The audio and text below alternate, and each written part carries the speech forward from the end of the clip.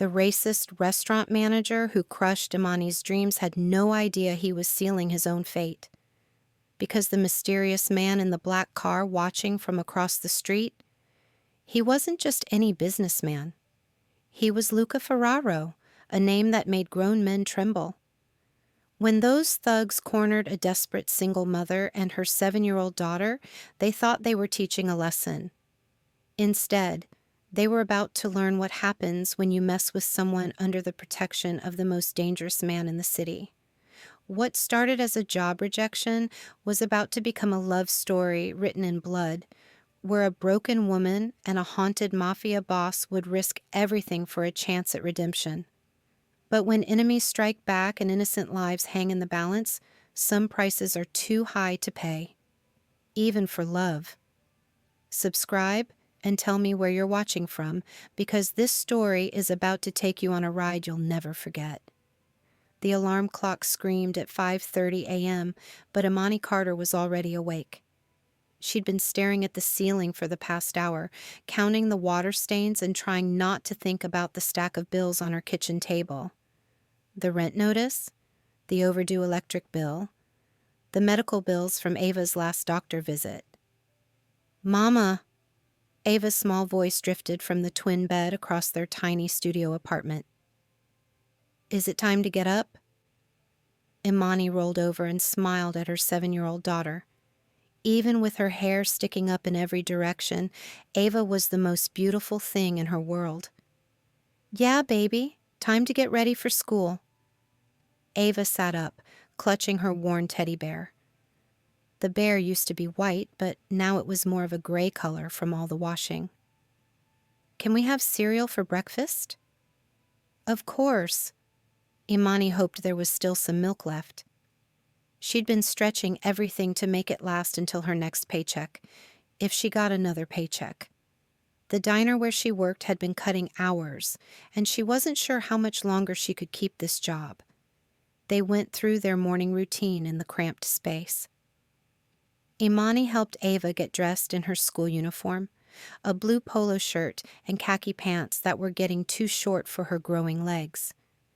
The shirt had a small hole near the collar, but Imani had sewn it closed so well that you could barely see it. "Mama, why do you look sad?" Ava asked as Imani braided her hair. "I'm not sad, sweetie, just tired." It wasn't exactly a lie. Imani was tired of working 2 jobs and still not having enough money. Tired of watching other kids at Ava's school wear brand new clothes while her daughter wore hand-me-downs. Tired of pretending everything was okay when it wasn't. But she couldn't let Ava see how scared she really was. They walked to school together, Ava's small hand in hers. The neighborhood wasn't the worst, but it wasn't safe either. Broken glass sparkled on the sidewalks. Graffiti covered most of the walls. Imani kept Ava close, always watching for trouble. "Have a good day at school," Imani said, hugging her daughter tight outside the elementary school gates. "I'll pick you up at 3, okay?" "Okay, Mama. I love you." "I love you too, baby. More than anything." Imani watched until Ava disappeared inside the school building. Then she pulled the crumpled newspaper clipping from her pocket.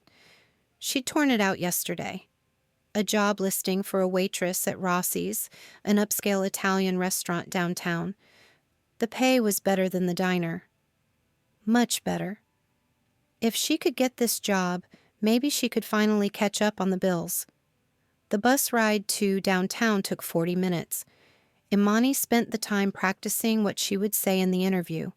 She'd changed into her best outfit, a black dress she'd bought at a thrift store and a pair of heels that pinched her feet, but looked professional. Rossi's was fancier than anywhere she'd ever worked. White tablecloths, real flowers on every table, crystal glasses that probably cost more than her rent. The hostess looked Imani up and down with cold eyes. "I'm here about the waitress position," Imani said, trying to sound confident. The hostess led her to a small office in the back. The manager was a thin white man in an expensive suit. He barely looked at her when she sat down. Imani Carter, she said, holding out her hand. He didn't shake it. He flipped through her application, frowning. You worked at Tony's Diner for 2 years? Yes, sir. And before that, I worked at... This is a very different kind of establishment, he interrupted. Our customers expect a certain image. Imani's stomach dropped. She knew what he meant, but she had to try. I have excellent customer service skills. I'm always on time. I work hard. The manager looked up at her for the first time. His eyes were cold. I don't think you'd be a good fit here. Our clientele is particular about who serves them. The words hit like a slap. Imani felt her cheeks burn with shame and anger. I see. I'm sure you'll find something more suitable somewhere else. Imani stood up, her hands shaking. Thank you for your time. She walked out of the restaurant with her head high, but inside she was falling apart. She'd known it was about her skin color. She'd known it before she even walked in. But she'd hoped, stupidly, desperately hoped, that maybe this time would be different. Outside, Ava was waiting on a bench where Imani had left her with her coloring book and crayons.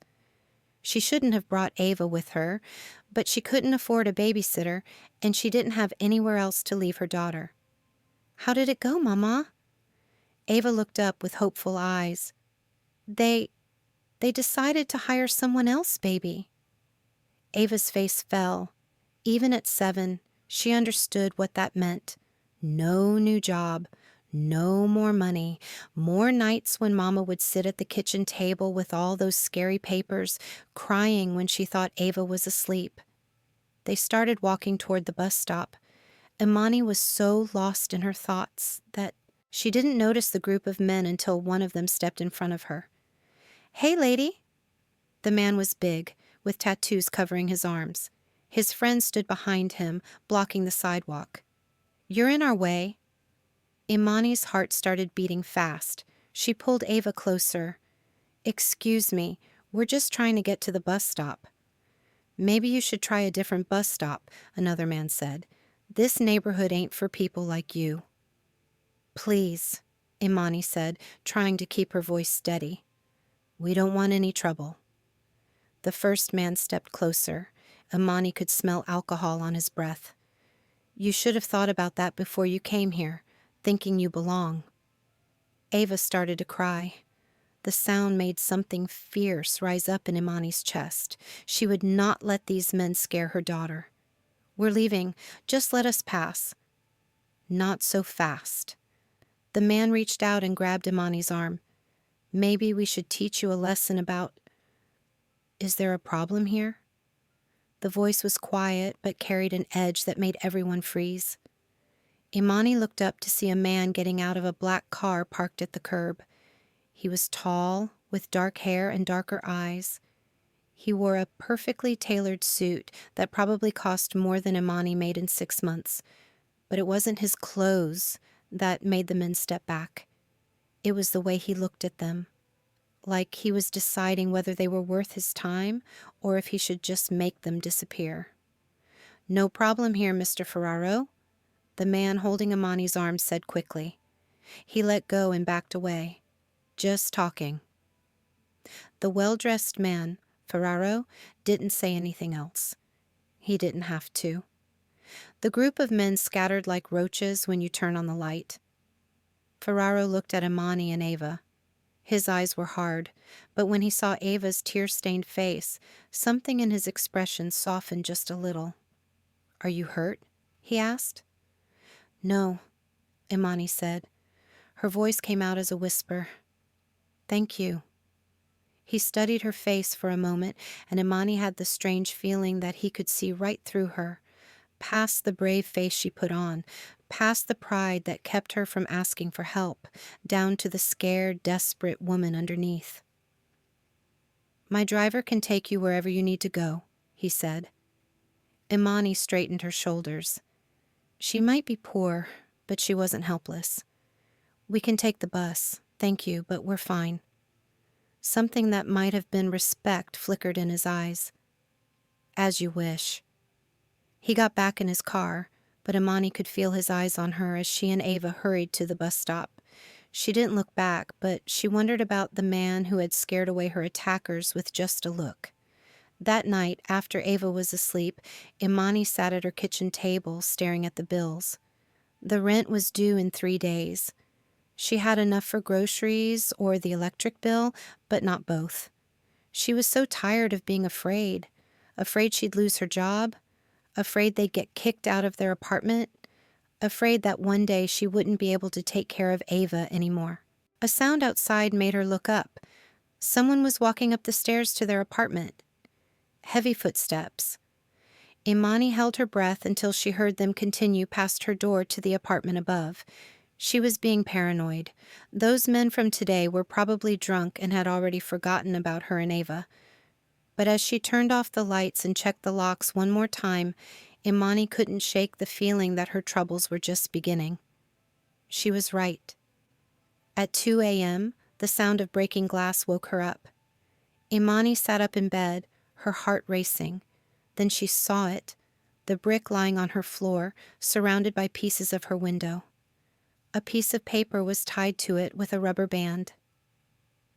With shaking hands, Imani unfolded the paper. The words were written in black marker. "This is just the beginning. Stay where you belong, or next time we won't just break your window." Ava stirred in her bed. "Mama, what was that noise?" "Nothing, baby. Just some kids outside. Go back to sleep." But Imani didn't sleep. She sat in the corner of the room, watching the broken window, jumping at every sound. When morning came, she found a small black camera sitting on her doorstep. She picked it up with trembling hands. Who had left this? The men from yesterday? The police? Someone else? All day at work, Imani couldn't concentrate. She spilled coffee on a customer and mixed up 2 orders. Her boss, Tony, pulled her aside. "Imani, what's going on with you today? This ain't like you." "I'm sorry, Tony. I didn't sleep well last night." Tony looked at her with kind eyes. He was a good man who had given her a chance when no one else would. "You know you can talk to me if something's wrong, right?" Imani nodded, but she couldn't tell him about the broken window or the threats. What could he do? Call the police? She'd tried that once before, and they'd barely listened to her. A single black woman with no money and no connections. She might as well be invisible. When she picked up Ava from school, her daughter was quieter than usual. They walked home in silence, Ava's small hand gripping hers tightly. "Mama," Ava said as they climbed the stairs to their apartment, "I drew a picture today." "That's nice, baby. What did you draw?" Ava pulled a piece of paper from her backpack. It was a crayon drawing of 3 figures, a small girl, a woman, and a tall man in a dark suit. "That's us," Ava said, pointing to the woman and girl. "And that's the man who made the bad men go away." Imani stared at the drawing. Ava had drawn the man from yesterday, Ferraro. She'd captured his dark hair and serious expression with surprising accuracy for a 7-year-old. "Why did you draw him, sweetie?" "Because he was nice. He made me feel safe." Ava looked up at her mother with innocent eyes. "Will we see him again?" Before Imani could answer, she saw him. Ferraro was standing across the street, leaning against a black car. Their eyes met for just a moment before he looked away. He was watching them. But why? Was he one of the good guys, or just another threat she couldn't understand? That night, Imani lay awake again, thinking about the man in the expensive suit. She'd lived in this neighborhood long enough to recognize danger when she saw it. But she'd also lived here long enough to recognize protection. She just wasn't sure which one Ferraro represented. The next evening, Imani was washing dishes when she heard footsteps on the fire escape outside their window. Her blood turned to ice. The window was still covered with cardboard and tape from the broken glass. The footsteps stopped right outside their apartment. Imani grabbed the kitchen knife and moved toward Ava's bed. "Ava," she whispered, "wake up, baby." Something hit the cardboard covering the window. Once, twice. Then a man's voice. "We know you're in there. This is your last warning." Ava's eyes went wide with terror. Imani pulled her daughter under the bed, both of them shaking. "Mama, I'm scared," Ava whispered. "I know, baby, I know. Just be very quiet, okay?" They heard more sounds outside, footsteps going up and down the fire escape, voices talking in low, angry tones. Then silence. Imani waited 30 minutes before she crawled out from under the bed. She went to the window and carefully peered through a crack in the cardboard. The street was empty except for one black car parked under a streetlight. As she watched, a man got out of the driver's side. It was Ferraro. He looked up at her window for a long moment, then got back in his car. Imani's hands were still shaking as she called 911. When the police finally arrived an hour later, they looked around for 5 minutes and told her there wasn't much they could do without evidence. "Maybe you should think about moving somewhere safer," one officer suggested, as if she hadn't already thought of that 1,000 times. After they left, Imani sat on her bed with Ava in her arms. Her daughter had finally fallen asleep, but every few minutes she would make small whimpering sounds. Imani made a decision. Tomorrow she would swallow her pride and find Ferraro. She didn't know who he was or what he wanted, but he was the only person who had shown any ability to make the bad men go away. For Ava's sake, she would ask for help, even if it meant putting them both in a different kind of danger. The morning came gray and cold. Imani had maybe slept 2 hours, jumping at every sound in the hallway. Ava was quieter than usual as they got ready for school. She kept looking at the cardboard-covered window like she expected the bad men to come back through it. "Mama," Ava said, as Imani braided her hair, "are we safe here?" Imani's hands stilled. She wanted to lie, to tell her daughter that everything was fine. But Ava was smart. She could see the truth in her mother's tired eyes. "I'm working on making us safer, baby." "How?" "I'm going to ask for help." Ava nodded solemnly, like asking for help was something very serious and grown up. Which, for Imani, it was. She'd been taking care of herself since she was 16. Asking for help felt like admitting she'd failed. But failing Ava would be worse. After dropping Ava at school, Imani didn't go to work. Instead, she went back to the fancy restaurant district where she'd first seen Ferraro. She didn't have a plan. She just hoped she would find him somehow. She spent 3 hours walking the streets, feeling foolish. What was she going to do? Knock on the door of every expensive restaurant and ask if they'd seen a tall man in a dark suit? There were probably 100 men like that in this part of the city. She was about to give up when she saw the black car parked outside a coffee shop. Her heart started racing. It was the same car from last night. Through the coffee shop window, she could see him sitting at a corner table. He was reading a newspaper and drinking espresso from a tiny white cup. Even sitting down, he looked powerful, dangerous. Imani stood on the sidewalk for 10 minutes, trying to work up the courage to go inside. What would she say? "Hello, mysterious stranger. Please save me from the men who want to hurt my daughter." Finally, the image of Ava's scared face from last night pushed her forward. She opened the coffee shop door and walked straight to his table. Ferraro looked up as her shadow fell across his newspaper. He didn't seem surprised to see her. "Mrs. He left the question hanging. "Carter. Imani Carter." She stood there awkwardly, not sure if she should sit down or keep standing. And you're Mr. Ferraro. Luca Ferraro. He gestured to the chair across from him.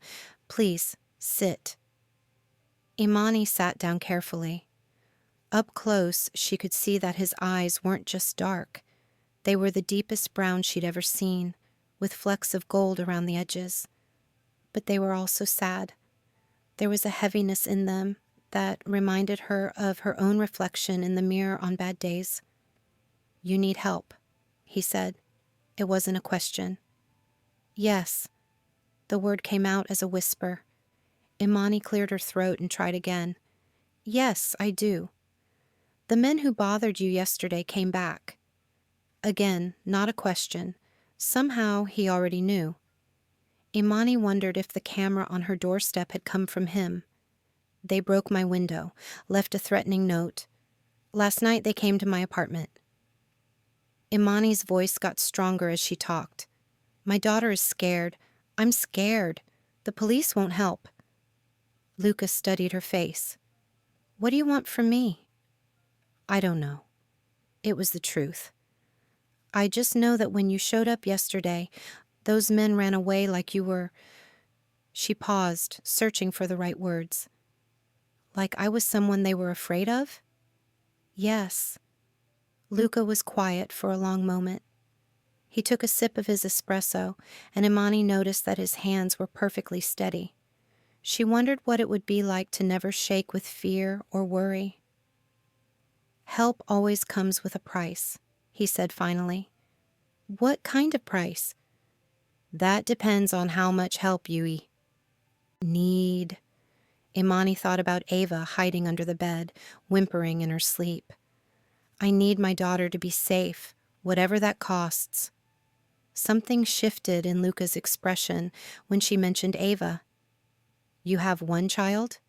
Yes, she's 7. What happened to her father? The question was blunt, but Imani was getting used to the way he talked, direct and to the point. He left when I told him I was pregnant. Haven't seen him since. Luca nodded like this was exactly what he'd expected to hear. The men threatening you work for Victor Russo. He controls drug sales in your neighborhood. I don't do drugs. I don't sell drugs. I don't have anything to do with any of that. But you're in his territory. And yesterday, you came to mine. Luca leaned forward slightly. Russo doesn't like it when his people are disrespected in public. Even if it was my doing, not yours. Imani felt her stomach drop. So, this is my fault for accepting your help? No. This is Russo's fault for being a small man who thinks hurting women and children makes him look strong. There was ice in Luca's voice now. But understanding blame doesn't solve your problem. What would solve my problem? You and your daughter come under my protection. You stay at my house until Russo decides you're not worth the trouble.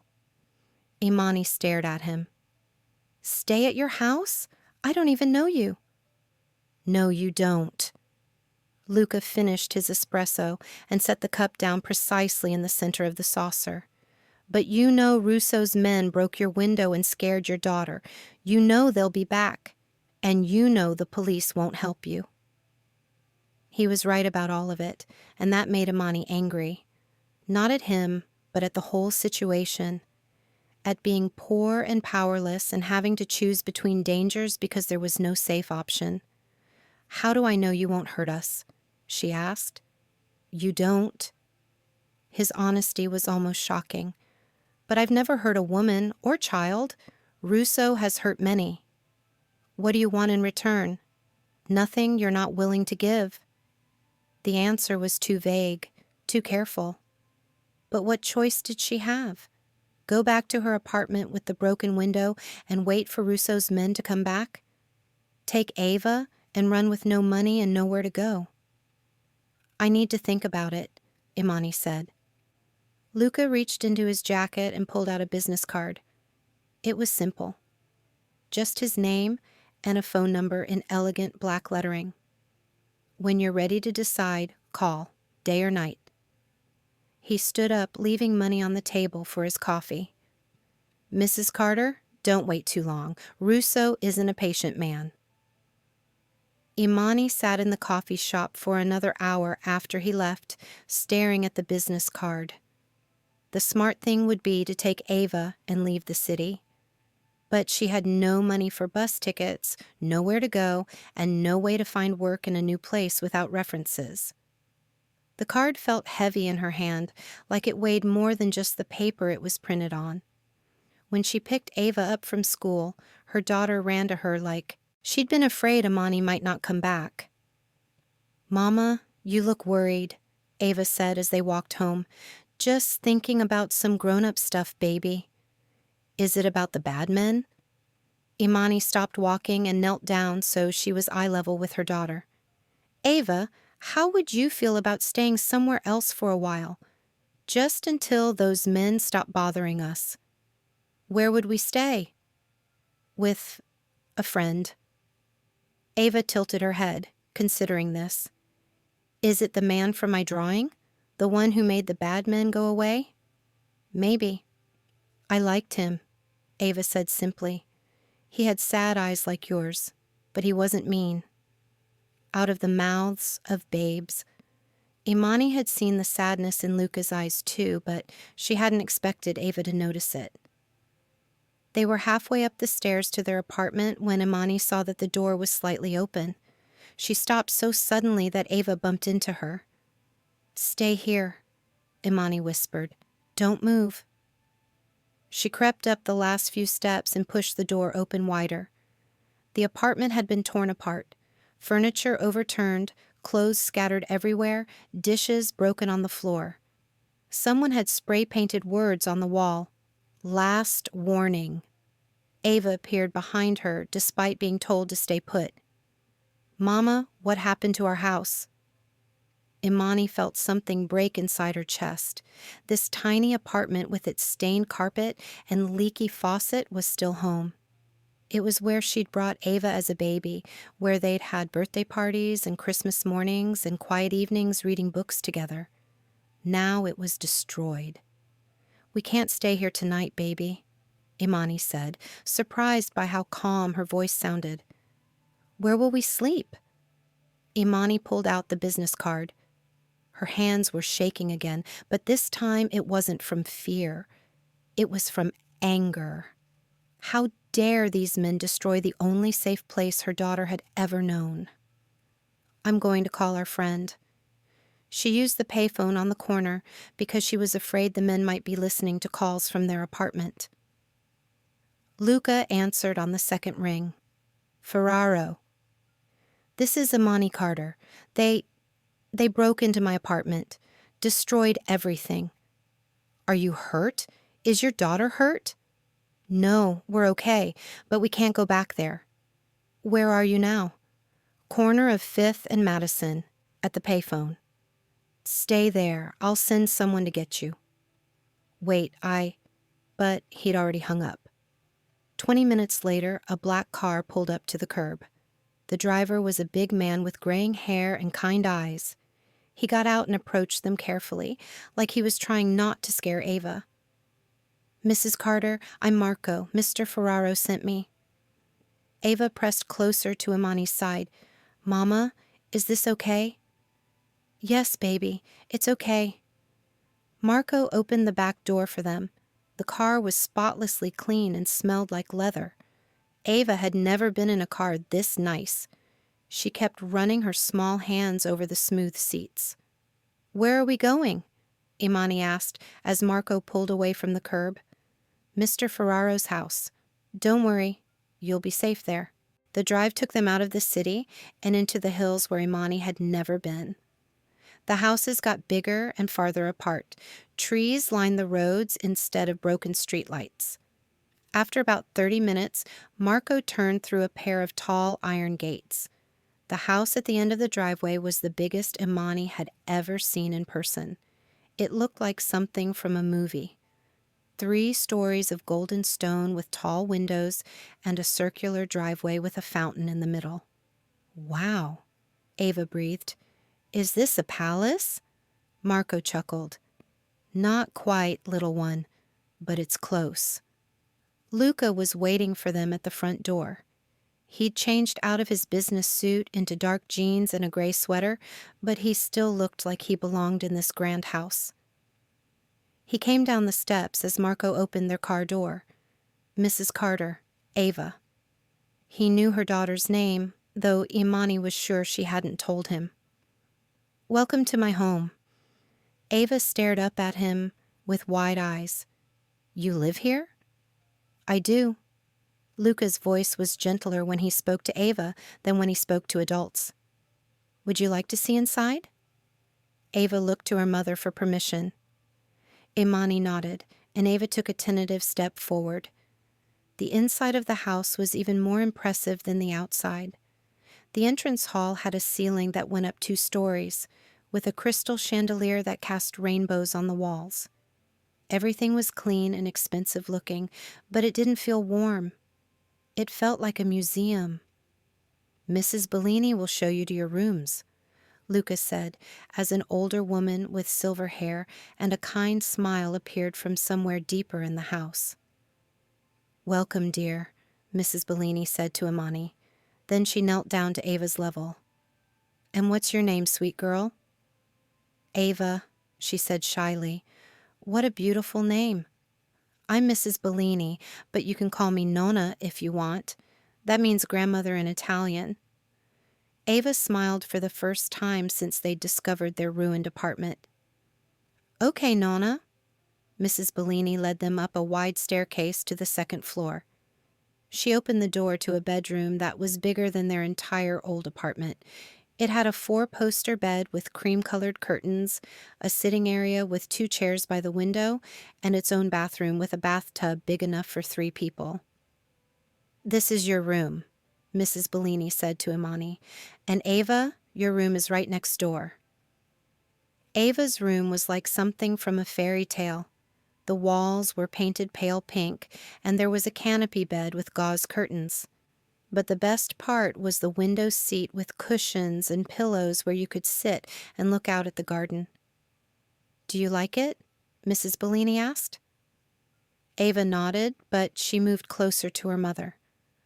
All the beautiful things couldn't change the fact that this was a strange place with people she didn't know. "I'll let you get settled," Mrs. Bellini said. "Dinner is at 7. Just come down to the dining room when you're ready."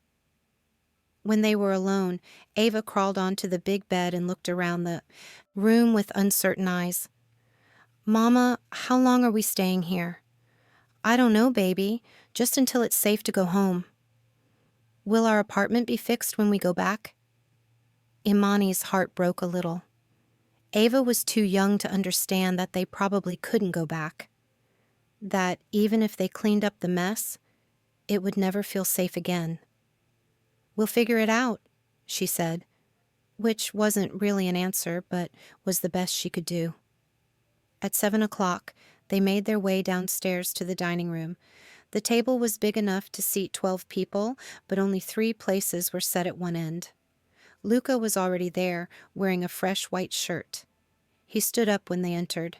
"Please sit," he said, pulling out a chair for Imani. The meal was simple but delicious. Pasta with tomato sauce, fresh bread, and a salad with vegetables Imani couldn't afford to buy. Ava ate quietly, stealing glances at Luca when she thought he wasn't looking. "The men who broke into your apartment won't be bothering you anymore," Luca said, as Mrs. Bellini served dessert, chocolate cake that made Ava's eyes go wide. "What did you do?" Imani asked. "I explained to Mr. Russo that you were under my protection now. He understood." There was something in the way he said "explained" that made Imani think the conversation with Russo hadn't been very friendly. But she didn't ask for details.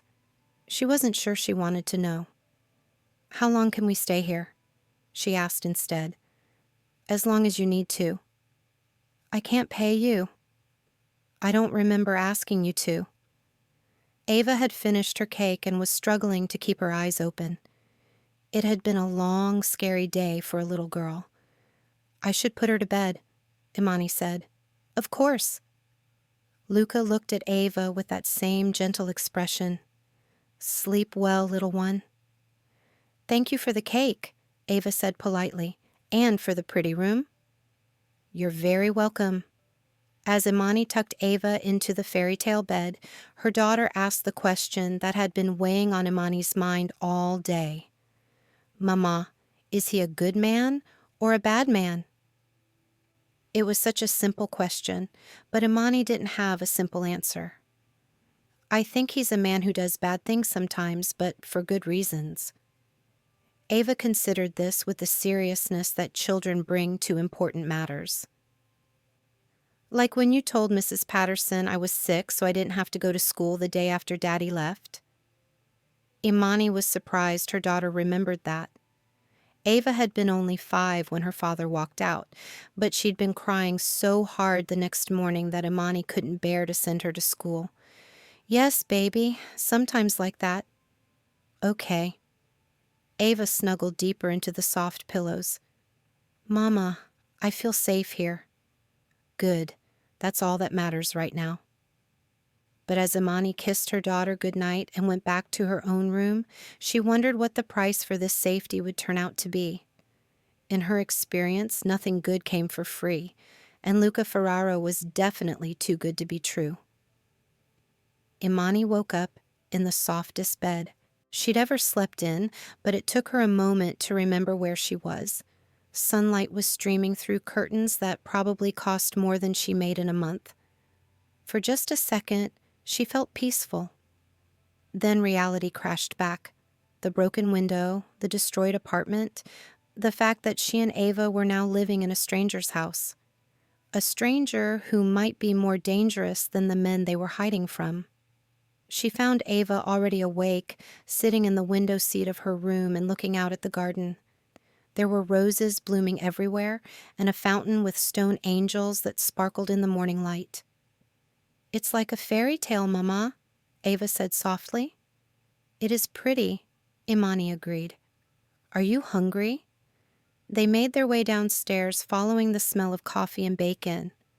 The kitchen was enormous, with marble countertops and copper pots hanging from hooks. Mrs. Bellini was standing at the stove, humming an Italian song under her breath. "Good morning, my dears," she said warmly. "I hope you slept well." "Yes, ma'am," Imani said. "Thank you." Sit. I'll make you breakfast." Mrs. Bellini bustled around, putting plates in front of them.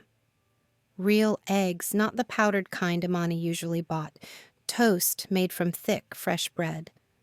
Orange juice that tasted like it came from actual oranges.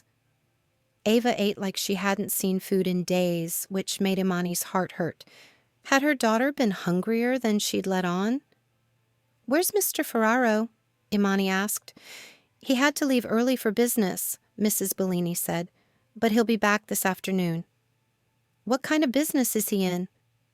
Mrs. Bellini gave her a look that was both kind and knowing. "The kind where it's better not to ask too many questions, dear." After breakfast, Mrs. Bellini showed them around the house. There was a library with books from floor to ceiling, a music room with a grand piano, and a sitting room with furniture that looked like it belonged in a castle.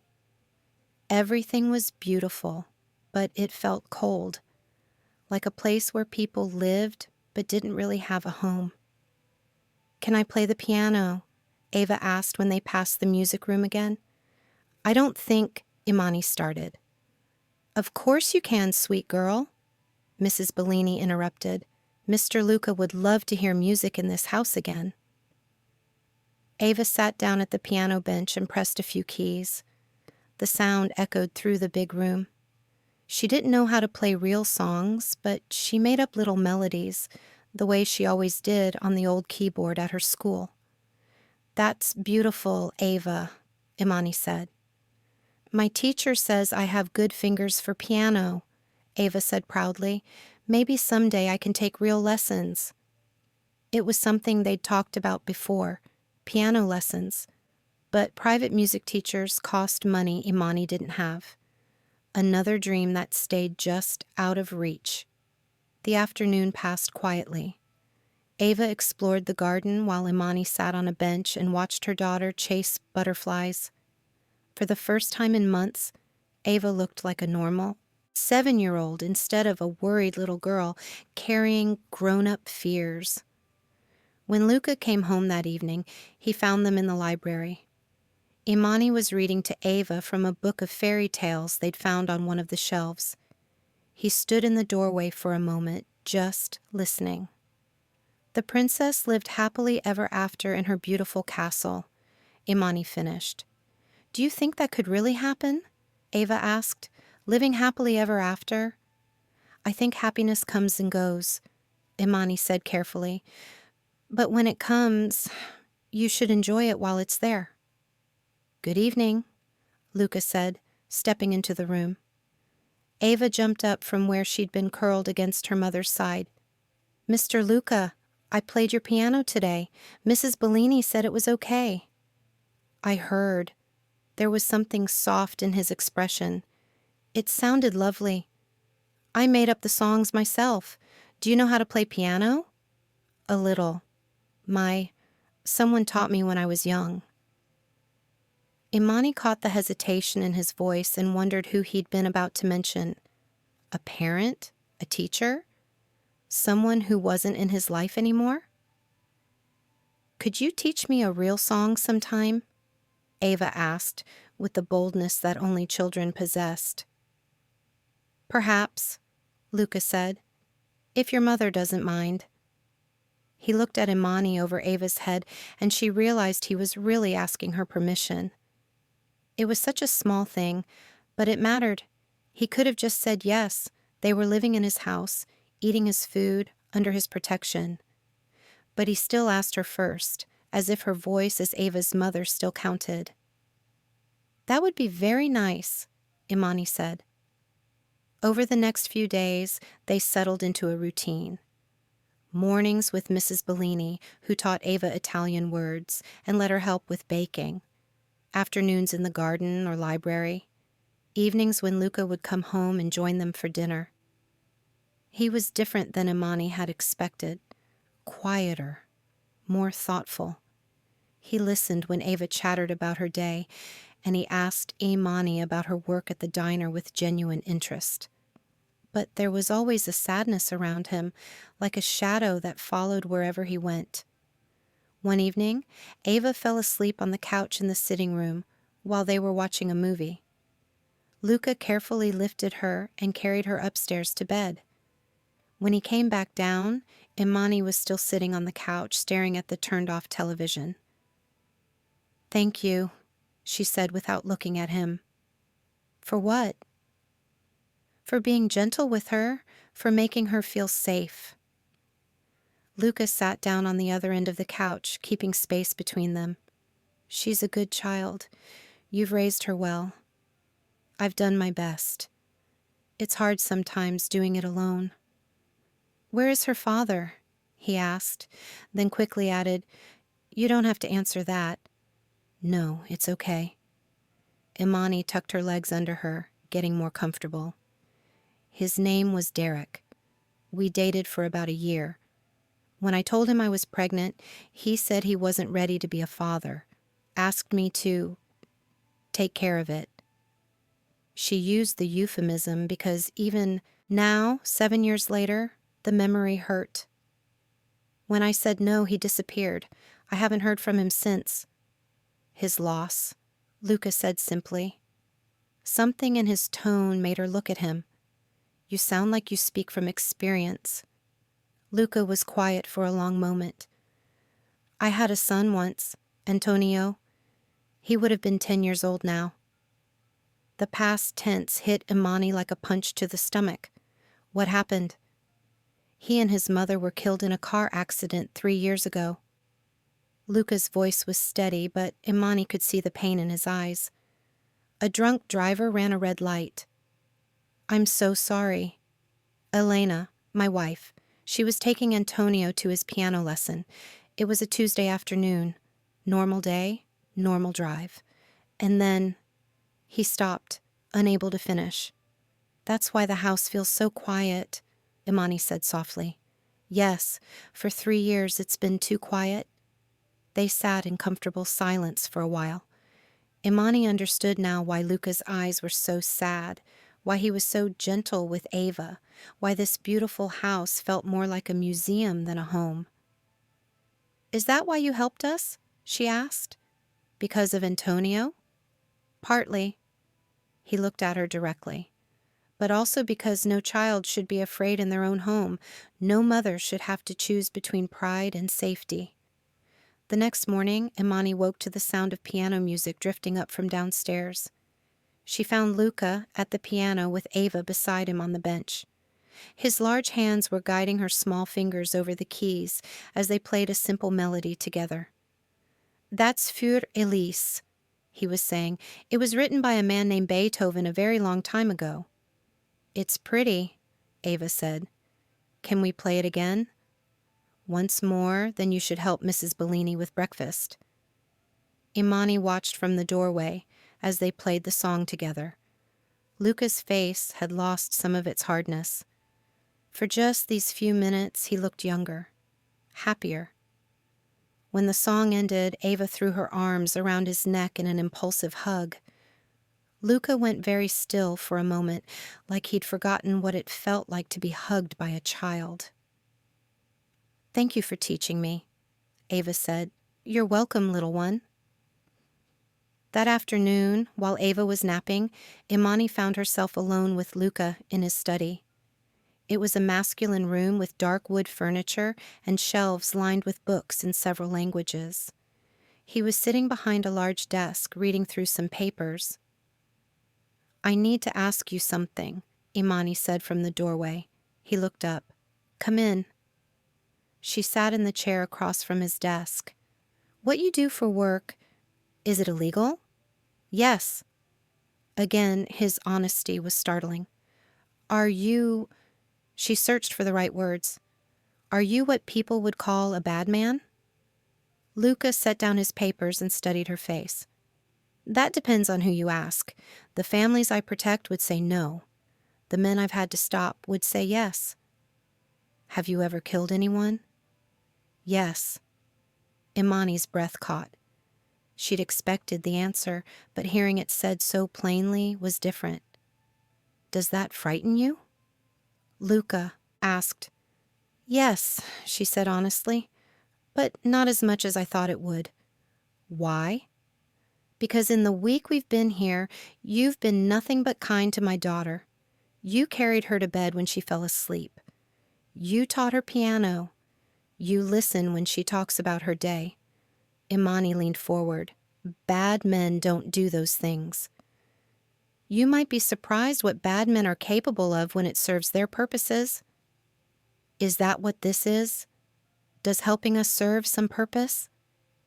Luca was quiet for a long time.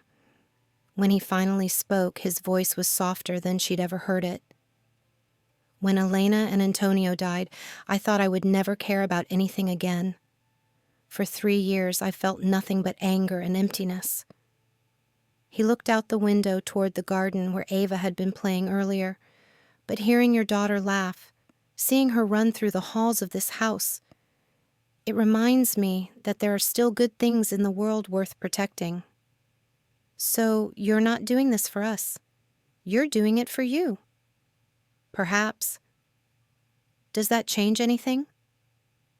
Imani considered this. "No. I think maybe the best things happen when helping someone else also helps yourself." That evening at dinner, Marco joined them. He was a big man with gentle eyes and graying hair, and Ava took to him immediately. He told her stories about growing up in Italy, about his grandmother who made the best pasta in all of Rome. "Do you have children, Mr. Marco?" Ava asked. "I have 3 grandchildren about your age," he said. "They live in California with my daughter." "Do you miss them?" "Every day." After dinner, while Ava was getting ready for bed, Marco pulled Imani aside. "I need you to understand something," he said in a low voice. "Luca has been like a dead man walking for 3 years. Since you and your daughter came here, he's different.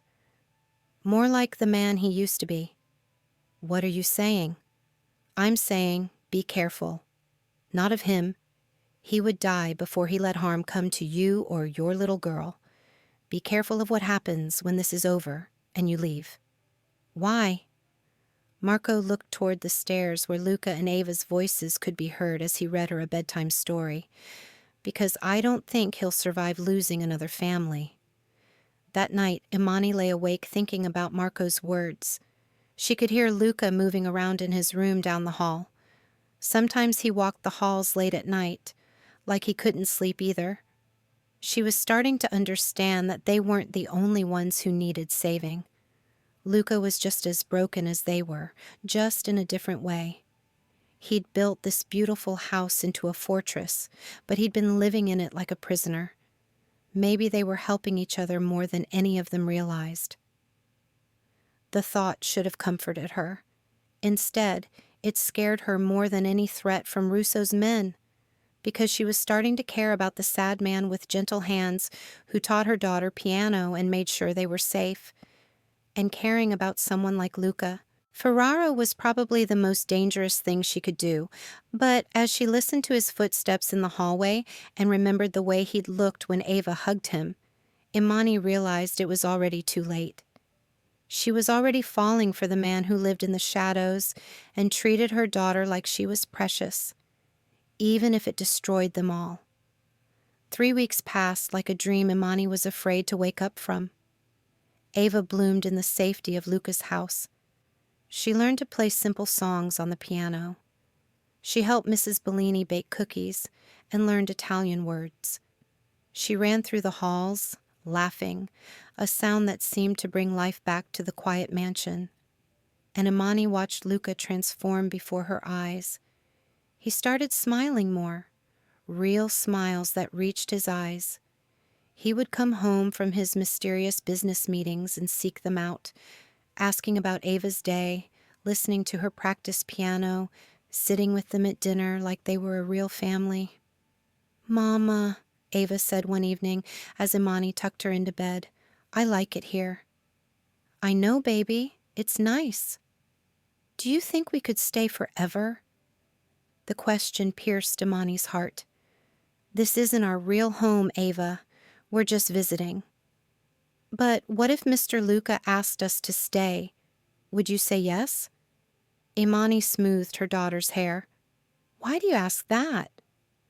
"Because he looks at you the way Prince Eric looked at Ariel in that movie, like he thinks you're beautiful." Children saw everything with such clarity. Imani had noticed the way Luca looked at her too, not just with the careful respect he'd shown at first, but with something deeper. Something that made her stomach flutter and her cheeks warm. "It's complicated, baby." Grown-ups always say that when they don't want to explain something. Imani laughed despite herself. "You're too smart for your own good." "I just want us to be happy," Ava said seriously. "You smile more here. You don't cry at night when you think I'm sleeping." The observation hit Imani like a physical blow. She'd thought she'd hidden her tears better than that. "Oh, sweetie." "It's okay, Mama. I know things were scary before, but they're not scary here. Mr. Luca makes the bad dreams go away." After Ava fell asleep, Imani went to find Luca. She discovered him in the library, reading by the light of a single lamp. He looked up when she entered, and she saw that same soft expression Ava had noticed. "She's asleep?" he asked. Finally. She was excited about tomorrow's piano lesson. Luca smiled. "She's getting better. She has natural talent." Imani sat in the chair across from him. Over the weeks, they'd fallen into these evening conversations. Sometimes they talked about books or music. Sometimes they shared stories about their childhoods. Sometimes they just sat in comfortable silence. "Luca," she said, "I need to ask you something, and I need you to be honest with me. Always. What happens when this is over? When it's safe for us to leave?" His smile faded. "What do you want to happen?" That's not an answer. Luca closed his book and set it aside. The truth is, I don't know if I can let you go. The admission hung in the air between them. Imani's heart started racing. What does that mean? It means that for 3 years, I've been dead inside, going through the motions of living without feeling anything. Then you and Ava came here, and suddenly this house isn't a tomb anymore. It's a home. Luca, I know what I am, Imani. I know the things I've done. I know I have no right to ask you to stay, to build a life with a man like me. He leaned forward, his dark eyes intense. But I'm asking anyway. Imani felt tears prick her eyes. I care about you, more than I should, but I have to think about Ava. So do I. Every decision I make, I think about her safety first. That will never change. And what about love? The question slipped out before she could stop it. What about it? Could you ever love us? Really love us? Or are we just filling an empty space where your real family used to be? Luca stood up and crossed to her chair. He knelt down in front of her, taking her hands in his. Elena and Antonio will always be part of me, but what I feel for you and Ava isn't about replacing them. It's about discovering I have room in my heart for more love than I ever thought possible. Imani looked down at their joined hands. His were strong and warm, marked with small scars that told stories she might never know. I'm scared. Of me. Of this. Of wanting something so much that it might destroy me when I lose it. Who says you have to lose it? Before she could answer, the sound of breaking glass echoed through the house. Then shouting, then gunshots. Luca was on his feet instantly, all gentleness replaced by deadly alertness. Stay here. Get down behind the desk. What's happening? Russo. Luca pulled a gun from somewhere Imani hadn't even seen him carrying it. He's making his move. More gunshots. Closer this time. Imani's blood turned to ice. Ava. I'll get her. Stay down. But Imani was already running toward the stairs. She could hear men shouting, doors slamming, Mrs. Bellini crying out in Italian. The safety she'd begun to take for granted was shattered as completely as the glass from the broken windows. She reached Ava's room to find it empty. The window was open, curtains blowing in the night breeze. Ava! Imani screamed. Luca appeared behind her, Marco at his side. Both men went pale when they saw the empty room. They took her, Marco said grimly. Russo's men came through the garden while we were dealing with the front assault. Imani sank to her knees on the carpet. This was her worst nightmare, her baby, scared and alone with dangerous men who wanted to hurt her. I'll get her back, Luca said, his voice deadly calm. I swear to you, Imani, I will bring her home. How do you know where they took her? Because Victor Russo is a coward who thinks like a coward. He'll take her somewhere feels safe, somewhere surrounded by his men. Luca helped Imani to her feet. Marco, call everyone, every man we have. Luca, Marco said quietly, if we do this, there's no going back. It means war. Then there's war. The next few hours passed in a blur of preparation. Men arrived at the house, serious men with hard faces who spoke in low voices about weapons and strategy. Imani sat in the kitchen with Mrs. Bellini, both of them trying not to fall apart. Mr. Luca will bring her back, Mrs. Bellini kept saying. He won't let anything happen to that sweet girl. What if he can't? What if they hurt her before he gets there? Don't think those thoughts, dear. Pray instead. As the sun started to set, Luca found Imani sitting on Ava's bed, clutching her daughter's teddy bear. He'd changed into all black clothes, and there was a hardness about him that she hadn't seen before. This was Luca Ferraro, the dangerous man, not the gentle soul who taught piano and read bedtime stories. We know where she is, he said. "We're leaving in 10 minutes." "I'm coming with you." "Absolutely not. She's my daughter, and she needs you alive." Luca sat on the bed beside her.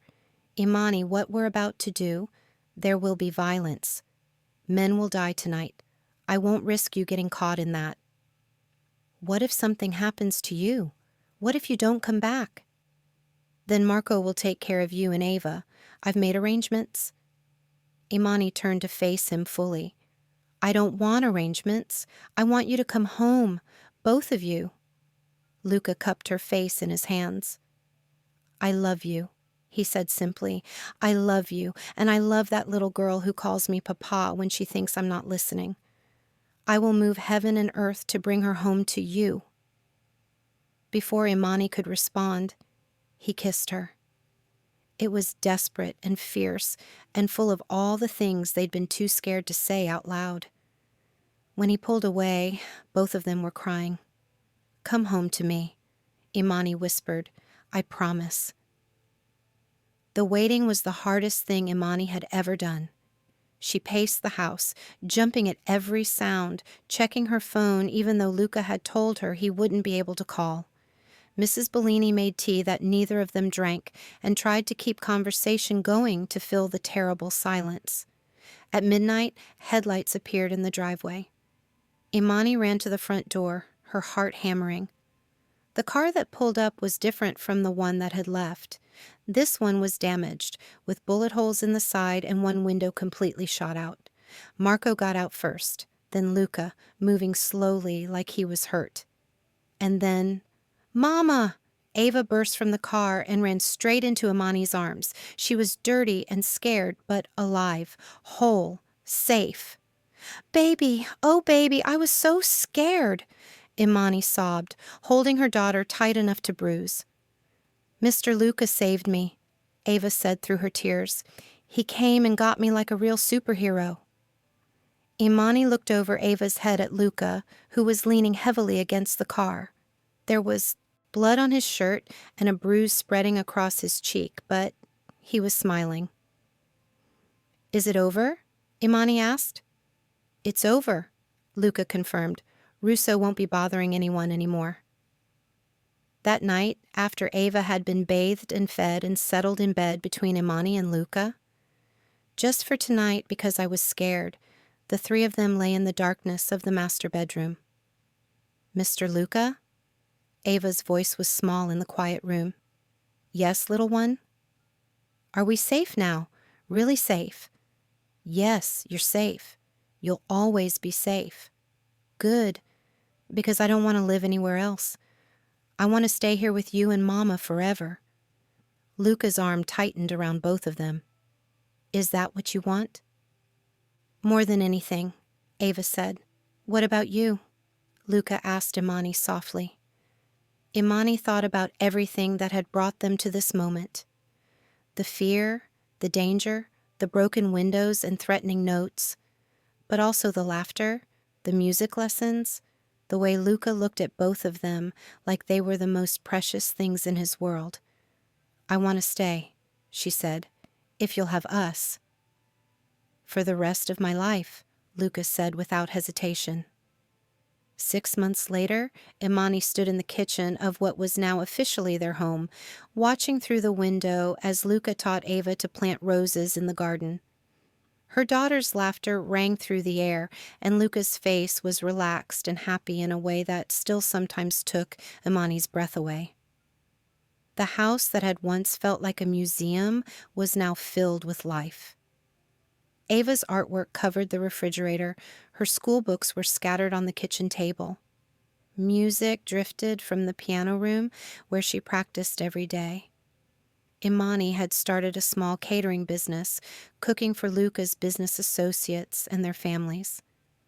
It wasn't much yet, but it was hers. For the first time in her life, she was building something instead of just surviving. "Mama, come see," Ava called from the garden. "Our roses are going to be pink." Imani walked outside to where her family was kneeling in the dirt, their hands covered in soil and their faces bright with joy. "They're beautiful," she said, wrapping her arms around both of them. Just like us, Ava said, with the wisdom of a child who had seen darkness but chosen to focus on the light. Luca looked at Imani over their daughter's head. In his eyes, she saw the promise he'd made that terrible night when Ava was taken. He'd brought her home. He'd kept them safe. He'd given them a life full of love and laughter and music. "Are you happy?" he asked quietly. Imani kissed him softly, tasting dirt and sunshine and the sweet promise of forever. "Happier than I ever thought possible." And as they knelt there in the garden they'd planted together, watching their daughter chase butterflies among the roses, Imani knew she'd found something she'd never even known she was looking for. She'd found home, not in a place, but in the people who loved her unconditionally, in the man who'd risked everything to protect them, and in the daughter who'd been brave enough to trust in happily ever after. The fairy tale was real after all. It just looked different than she'd expected.